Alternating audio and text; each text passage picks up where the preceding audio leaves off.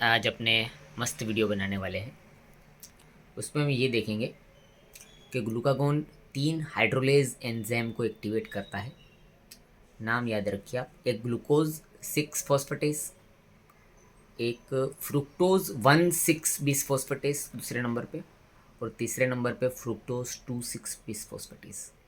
तीनों एंजाइम के बारे में थोड़ा सा देख लेते हैं और फटाफट किससे इन लोगों को एक्टिवेट करता है वो देख लेते हैं। और इसको ख़त्म करते ही हम ग्लाइकोजन स्टोरेज डिसीज़ का स्टार्टिंग है, इसके लिए ये एंड है ग्लाइकोलाइसिस वाले का, और ग्लाइकोजन स्टोरेज डिसीज़ का स्टार्टिंग है। देख लीजिए आप। तो ग्लूकागोन एक जो है इस एंजाइम को एक्टिवेट कर रहा है जिसका नाम है ग्लूकोज 6 फॉस्फेटेस। अब ग्लूकोज 6 फॉस्फेटेस कौन सा एंजाइम है? It is the enzyme of the gluconeogenesis. The last step of the gluconeogenesis होता है जिसमें ग्लूकोज 6 फॉस्फेटेस होता है, जिसमें फिर ग्लूकोज में से ग्लूकोज 6 फॉस्फेट में से ग्लूकोज बन जाता है।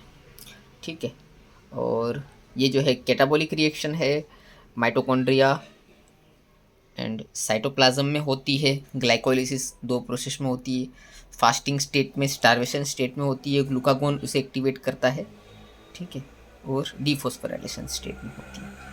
मीन्स ये वाले एंजाइम को ग्लूकागोन कैसे एक्टिवेट करता है वो हमें देखना है।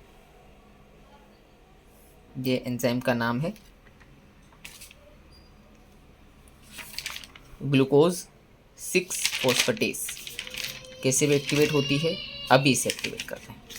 आप देखो आगे एक्टिवेट का मैकेनिज्म कैसे एक्टिवेट होगी। ग्लूकागोन में से ग्लूकागोन रिसेप्टर एक्टिवेट होगा, मीन्स ये हार्मोन है, ग्लूकागोन रिसेप्टर पे एक्टिवेट होगा। ग्लूकागोन रिसेप्टर प्रोटीन काइनेज ए को एक्टिवेट करेगा। Protein kinase a cyclic AMP response element binding protein उसको एक्टिवेट करेगी, और उसमें से फिर साइक्लिक एएमपी रिस्पॉन्स एलिमेंट ये G6Pase जीन का प्रमोटर रीजन है, वह एक्टिवेट होगा। उसके बाद G6Pase जीन एक्टिवेट होगा और इसका एंजाइम का सिंथेसिस होगा। ठीक है, तो ये लास्ट स्टेप ऑफ ग्लूकोनियोजेनेसिस ऐसे जीन के मैकेनिज्म से एक्टिवेट होता है, और उसको जो टाइप बोलते हैं हम इंडक्शन ऑफ एंजाइम। अब दूसरा उसके बाद वाला एंजाइम ग्लूकोनियोजेनेसिस का जस्ट उसके पहले वाला एंजाइम, बाद वाला नहीं, सॉरी, ये तो सेकंड ये सबसे लास्ट एग्जाम एंजाइम है। अब सेकंड लास्ट अगर आप देखते हैं, फ्रुक्टोज 1,6 बिसफॉस्फेटेस। अब फ्रुक्टोज 1,6 बिसफॉस्फेटेस कैसे एक्टिवेट होता है? फ्रुक्टोज 1,6 बिसफॉस्फेटेस कैसे एक्टिवेट होता है आप देख लीजिए यहाँ पे।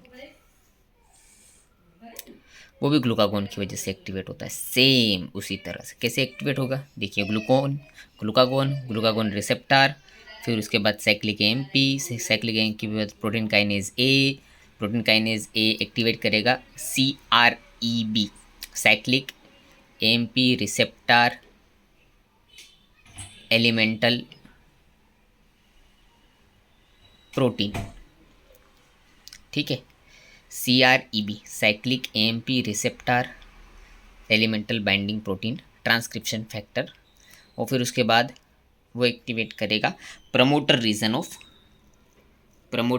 Of CRF gene. ठीक है, और यहाँ से ये फ्रुक्टोज 2,6 को फ्रुक्टोज बिसफॉस्फेटेस जीन को एक्टिवेट करेगा, और वो एंजाइम बनेगा फ्रुक्टोज 1,6 बिसफॉस्फेटेस एंजाइम, जो फ्रुक्टोज 1,6 बिसफॉस्फेट में से फ्रुक्टोज 6 फॉस्फेट बनाएगा, जो फिर फ्रुक्टोज 6 फॉस्फेट में से ग्लूकोज 6 फॉस्फेट बनेगा, और फिर ग्लूकोज 6 फॉस्फेट में से ग्लूकोज बनेगा। और एक एंजाइम जो है वो ये फ्रुक्टोज 2,6 बिसफॉस्फेटेस, इसका दूसरा नाम है PFK2 बिसफॉस्फेटेस। इसको कैसे एक्टिवेट करेगा, इसको ही बनाने समझने के लिए हमने उतनी मगजमारी की है। इसको देखिए ऐसे एक्टिवेट करेगा ग्लूकागोन बनेगा, ATP में से साइक्लिक एएमपी बनेगा, यहाँ पे एक एडेनाइल साइक्लेज का एंजाइम होगा इसी नंबर 4। उसके बाद साइक्लिक एएमपी प्रोटीन काइनेज ए को एक्टिवेट करेगा, protein kinase A serine 32 amino acid of phosphofructokinase 2 बिसफॉस्फेटेस को एक्टिवेट करेगा। फॉस्फोफ्रुक्टोकाइनेज बिसफॉस्फेट एक्टिव होगा इन फॉस्फोराइलेटेड स्टेट। ठीक है। वो फॉस्फोराइलेटेड स्टेट में एक्टिव होने के बाद एज अ हाइड्रोलेज और फ्रुक्टोज 2,6 फॉस्फेट में से फ्रुक्टोज 6 फॉस्फेट होगा। उसका मतलब अब कोई ग्लाइकोलाइसिस ना प्रमोट होगा और ना कोई ग्लूकोनियोजेनेसिस होगा। ठीक है, इसकी मैंने एक मस्त नोट्स बना के रखी है, क्विक रिवीजन कर लेते हैं। क्विक रिवीजन के लिए आई हैव अ नोट्स, और डिजीज़ की स्टार्टिंग भी यहीं से करते हैं। देख लीजिए, ये पहला एंजाइम ग्लूकागोन, पहला एंजाइम कैसे एक्टिवेट होता है, ग्लूकोज 6 फॉस्फेटेज जीन। देखिए वो नाम में भी आपको प्रॉब्लम नहीं आएगा, मैंने यहाँ से अच्छे से लिखा है। ग्लूकागोन एक्टिवेट करेगा ग्लूकागोन रिसेप्टर को, ग्लूकागोन रिसेप्टर एक्टिवेट करेगा प्रोटीन काइनेज ए को, प्रोटीन काइनेज ए फॉस्फोराइलेट्स करेगा। किसको फॉस्फोराइलेट करेगा, ट्रांसक्रिप्शन फैक्टर को। ट्रांसक्रिप्शन फैक्टर का नाम क्या है, CREB। CREB का फुल फॉर्म क्या है, C से फुल फॉर्म है साइक्लिक AMP, R से फुल फॉर्म है रिस्पॉन्स एलिमेंट बाइंडिंग प्रोटीन। फिर वो किसको एक्टिवेट करेगा, G6PS जीन। उसमें कहाँ एक्टिवेट करेगा, उस पर CRE क्या है, साइक्लिक AMP रिस्पॉन्स एलिमेंट।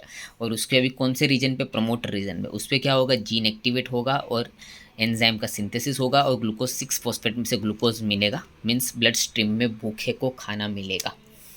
वैसे ही सेम तरीके का एक्टिवेट होगा दूसरे एंजाइम का। यहाँ पर एंजाइम एक्टिवेट हो रहा है फ्रुक्टोज 1,6 बिसफॉस्फेट, और यहाँ पे जो जीन का नाम है फ्रुक्टोज FDPase जीन, और यहाँ पे सेम ग्लूकागोन आएगा।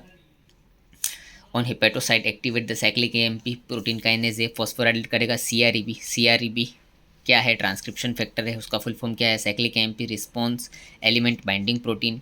एक्टिवेट करेगा और बाइंड करेगा, किससे बाइंड करेगा, CRE क्या है, प्रमोटर रीजन ऑफ किसका जीन है, FBPase जीन।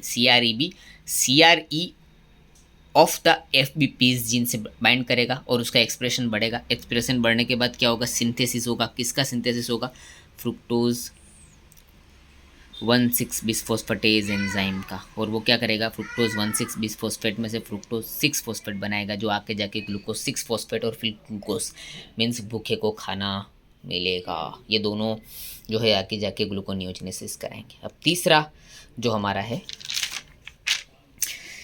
फटाफट ये जो एंजाइम है इसके लिए काम करेगा। ये दोनों जो एंजाइम थे, फर्स्ट चीज़ ये इंडक्शन ऑफ एंजाइम सिंथेसिस था, मीन्स यहाँ पे नया एंजाइम बना ग्लूकोज 6 फॉस्फेट पे, यहाँ पे नया एंजाइम बना जीन को स्टिमुलेट करके, फ्रुक्टोज 1,6 बिसफॉस्फेटेज, यहाँ पे नया एंजाइम बना इंडक्शन ऑफ एंजाइम से। ये रेगुलेशन ऑफ एंजाइम का टाइप है, मैकेनिज्म ऑफ एक्शन। लेकिन ये जो है इसमें क्या होगा, रेगुलेशन बाय कोवेलेंट मॉडिफिकेशन। यहाँ पे नया एंजाइम नहीं बनेगा, ये आगे हमने वीडियो बनाया है, अब एक बार रिवाइज यहाँ पे करवा देता हूँ आपको, और डिटेल में लिए आप वीडियो देख सकते हो। तो अब ये वाले एंजाइम के लिए कैसे होगा, कोवेलेंट मॉडिफिकेशन से होगा। तो इसमें क्या करेगा, ग्लूकागोन ATP को यूज़ करेगा, साइक्लिक AMP में से protein kinase A active as a transferase and worked as a kinase. तो किस पे काम करेगा, प्रोटीन काइनेज ए ट्रांसफ़र कर देगा फॉस्फेट को, फॉस्फोराइलेज कर देगा किसको, फ्रुक्टोज 2,6 बिसफॉस्फेटेज एंजाइम को, जो फ्रुक्टोज 2,6 बिसफॉस्फेट में से फ्रुक्टोज 6 फॉस्फेट बना जाएगा। फॉस्फोराइलेटेड एंजाइम एक्टिवेट हो जाएगा। कैसे क्या काम करेगा, वो हाइड्रोलेज कैटेगरी का एंजाइम है, EC नंबर 3 का एंजाइम है, तो वो पानी को यूज़ करके बॉन्ड को तोड़ देगा और फ्रुक्टोज 2,6 बिसफॉस्फेट में से फ्रुक्टोज 6 फॉस्फेट बनाएगा। ठीक है, और ये भी जो है ग्लूकोनियोजेनेसिस को, यहाँ से फिर फ्रुक्टोज 6 फॉस्फेट बन जाएगा, तो ये ग्लूकोनियोजेनेसिस को, यहाँ से फिर वो फ्रुक्टोज 6 फॉस्फेट में से ग्लूकोज 6 फॉस्फेट, और ये ग्लूकोनियोजेनेसिस में जाएगा। लेकिन हाँ, फ्रुक्टोज 2,6 बिसफॉस्फेट मॉलिक्यूल जब ख़त्म हो जाएगा तो वो भी इनडायरेक्टली ग्लूकोनियोजेनेसिस को इनहिबिट, तो इनडायरेक्टली जो ग्लूकोनियोजेनेसिस का इनहिबिट हो रहा होगा वो चला जाएगा। उसके लिए आपको आगे के वीडियो है वो देखने पड़ेंगे, तो आपको समझ में आ जाएगा। ठीक है, अब ओके, सो पहले दो एंजाइम है ग्लूकोज 6 फॉस्फेटेज, फ्रुक्टोज 2,6 फ्रुक्टोज 1,6 बिसफॉस्फेटेज, वो इंडक्शन वाला एंजाइम है। और लास्ट वाला जो फ्रुक्टोज 2,6 बिसफॉस्फेटेज है वो ग्लूकोनियोजेनेसिस को एक्टिवेट करने के लिए, ग्लूकोनियोजेनेसिस आगे बढ़ाने के लिए, सब में ही ग्लूकोनियोजेनेसिस एक्टिवेट हो रहा है, लेकिन उसको आगे बढ़ाने के लिए यहाँ पे कोवेलेंट मॉडिफिकेशन है।